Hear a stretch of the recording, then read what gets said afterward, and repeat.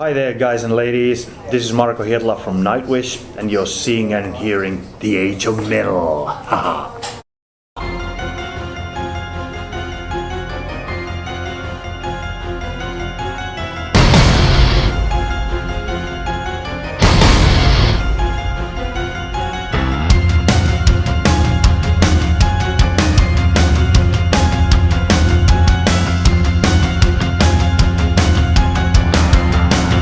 Hello everyone, this is Miguel with The Age of Metal, and I'm here with Marco Hietala From Nightwish. from Nightwish, of course. Good evening. How are you doing? I'm doing quite good. Yeah.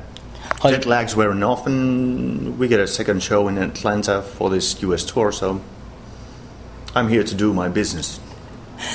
It's been 2 years since you've been in the United States. Well, I mean, 4 with Nightwish and 2 with Tarot. Yep. How does it feel to go back to the United States after this time? Well, for example, with Nightwish after 4 years of absence. Yeah, well, we've been expecting this. We have the album out. It came before Christmas and all that, and we've been already doing quite a lot of festivals, done touring it in Europe, and now it's time to hit the US again. And from the first reactions yesterday, after the first show, I think we're off on a good start. Let's just keep this thing rolling for a month and some. Sounds good. Actually, you guys sounds great yesterday. Let's start talking about Imaginaerum, which is quite point the right process. The album is very complex and has a lot of story on it. When you start writing it, you realize that the album it's gonna be just one chapter, or it's gonna be a series of stories that's gonna continue in a different album. To be honest, I think this is a one-off thing. I mean, the album, it doesn't have really a story on it, but it has a certain theme, which of course deals with this human imagination and how it can take you some really dark places, but also bring you out of them. And well, it's a concept and a theme for this album, but we don't do things so that by recipes or anything. It's more like that whatever is current for us at the time, and we don't really think that much ahead what is going to happen for the next one. Looking back when the album came out and the first reaction for press and the first reaction for the public, I listened that many people were saying that this one was the real beginning of Nightwish. How do you feel about, that Dark Passion Play was kind of like a pre-setup to begin something new? Yeah, well, with Dark Passion Play, of course, we had this burden of proof. We had to be able to show the people that the band is more than just one face and one voice, and that it's actually a unit of people who are like doing the best they can in this genre of music. And I think we did a good job with Dark Passion Play. Went on to do a successful 2-year tour. The album itself was successful, but of course now doing Imaginaerum, we didn't have that burden of proof anymore. We had done that. So yeah, you can definitely hear the relaxation and the confidence on Imaginaerum, and the variety of different musical atmospheres and all that we could confidently put on it. And therefore I understand if somebody says that this is the real start. But I mean, without the Dark Passion Play, we still wouldn't be here. And I'm pretty proud of that album as well. And for some of the songs, I still think that they're really good. But yeah, I gotta say that Imaginaerum is probably the album that I'm most pleased with, because of the ambition and the open-mindedness of the whole thing, how we approached it. So that really suits my mind state. Talking about ambition, Imaginaerum is not just an album, it's just part of the movie as well. I mean, the both of them complement each other. But I hear about, like the movie, and you guys start rolling on different characters. But what exactly is the plot behind Imaginaerum, the movie? Okay, so we're not really playing characters there. We are seen in some places and scenes with probably some, let's say, characterization which suits this particular scenery. But the movie is work of its own. It's a kind of a fantastical drama which has a plot line, dialogue, actors, and everything, and the album is a musical piece by itself, so they have a life of their own. But then, of course, we use the music of the album as a soundtrack for the movie, but still, there's only like, let's say, 2 or 3 songs which sound pretty much like they're on the album. All the other places, the music is pretty heavily rescored and edited and all that.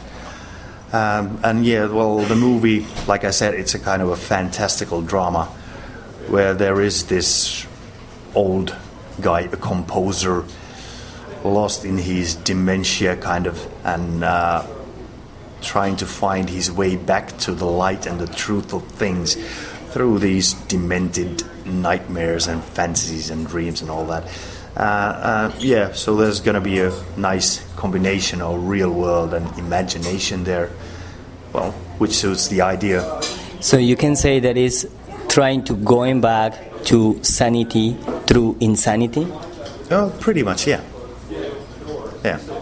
Sometimes it can happen, at least in the movies.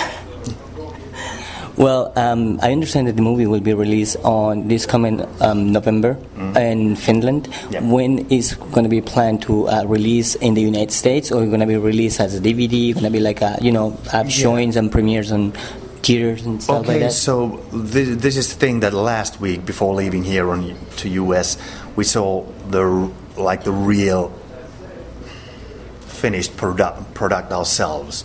So the movie people are actually probably now working on where it's going to be distributed in theaters and what kind of contacts they have, and they're cutting up a real trailer. We only had this small teaser before.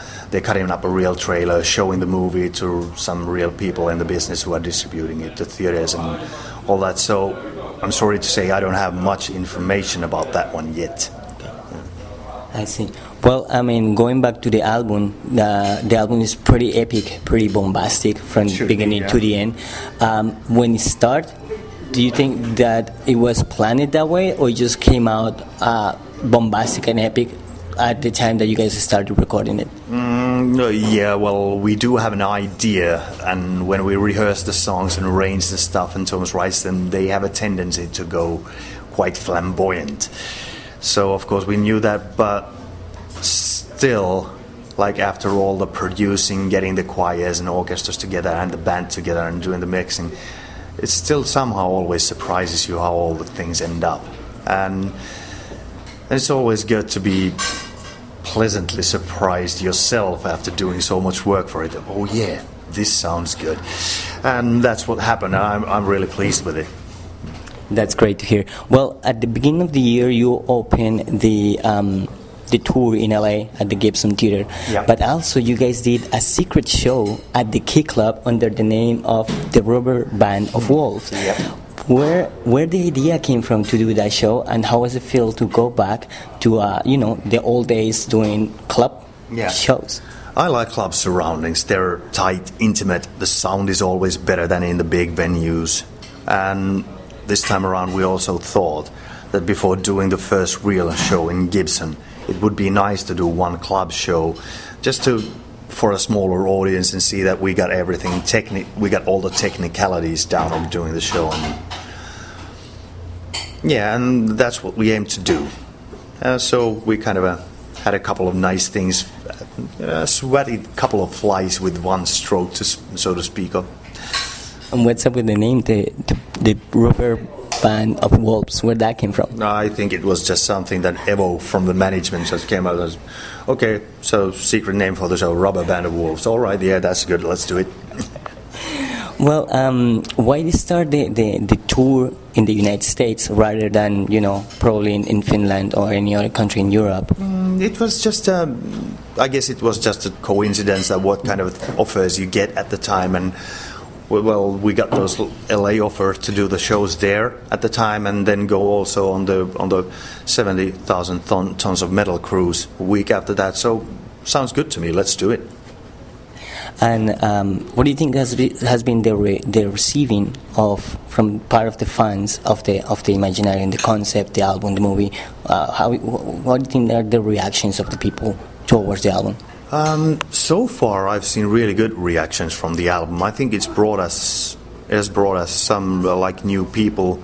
Like for instance, in UK, it seems to be that especially like a progressive rock people have taken the album to their hearts, and sounds good to me. I mean, it's still mostly it's a rock and roll album, but of course, when you got that much of a variety and instrumental and musical information, the prog people get interested as well.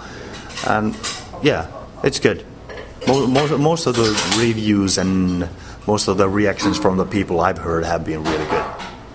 Great to hear. Well, after the tour and after the releasing of the movie, what is the next plan for Nightwish? We'll probably take some vacation after that and then start to work on the next one. Any ideas for the next album that you guys have like working on? We got some bits and pieces of music. I've got some. I played them for Thomas, and he plays some of his stuff for me. And so we know that there's already some musical ideas floating around, but we haven't done anything like real plans. The only thing is that we've already like booked possible dates for 2014 to get the rehearsals started, but that's as far as it goes. Well, Marco, thank you very much for taking the time to talk to us, and good luck with the tour, good luck with the movie. Looking forward to see it, and thank you very much. Okay, I'm looking forward to seeing what other people's reactions for the movie. I think it has a really good potentiality to be a really a good trip for the people. But then again, I saw it. I'm part of the band, part of the team that made it happen, so I might not be totally objective.